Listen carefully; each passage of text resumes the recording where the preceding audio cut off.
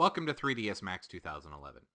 In this video, we're going to be taking a look at 3ds Max Composite, a fully featured high-performance HDR-capable compositor based on Autodesk's Toxik software technology.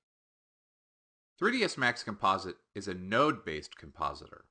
On the right side of the screen, we can see what these nodes look like. Each node is an operator that is being applied to a specific piece of footage. The footage nodes look like this, and can come from many sources, including 3ds Max's render elements and advanced file types such as multi-channel EXR. As the footage and the operators flow from left to right, they arrive at the output node, which can be seen in the player on the left. Along the bottom of the screen is the workspace. The workspace contains tabs that control various parts of the compositing process. The composite user interface is completely customizable for your specific needs.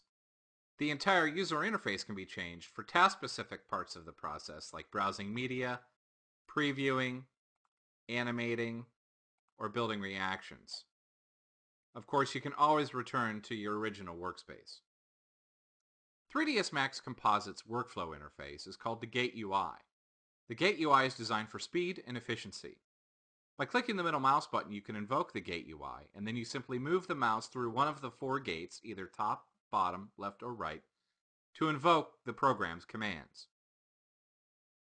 Let's see how node-based compositing works in 3ds Max Composite. I've gone to an earlier version of this composite, and I have two pieces of footage that don't have any output nodes attached to them.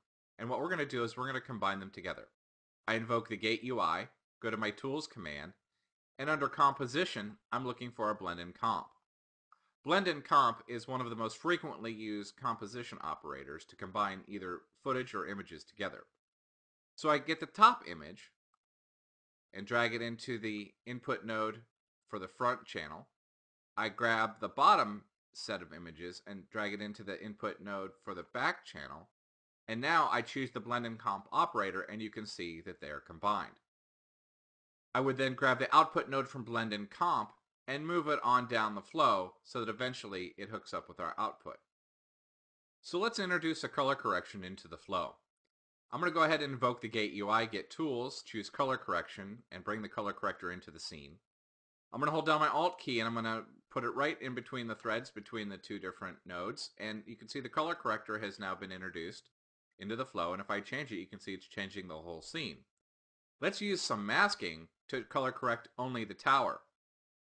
What I can do is I can take the output node from our tower mask and put it into the masking node on our color corrector, and you can see it comes in here, but it's still color correcting the whole thing. What we have to do is we have to tell the color corrector to only use the mask. So we'll change the channel and go back to our color correction, and you can see now we're only color correcting the tower.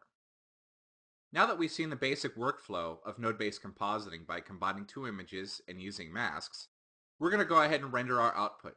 So I choose the output node. I come over to the output tab and just make sure that all of our settings are correct. I'll go to the render tab and we'll give this output a file name, and we'll just call this tower. And then we're ready to go. I go File, Render, and I can initiate the render to get the output sequence. So besides the Blend-in Comp and the color correction operators that we've seen here, 3ds Max Composite incorporates keying, tracking, camera mapping, raster and vector paint, spline-based warping, and motion blur and depth of field. All of these tools make a great feature set for refining and improving your rendered output.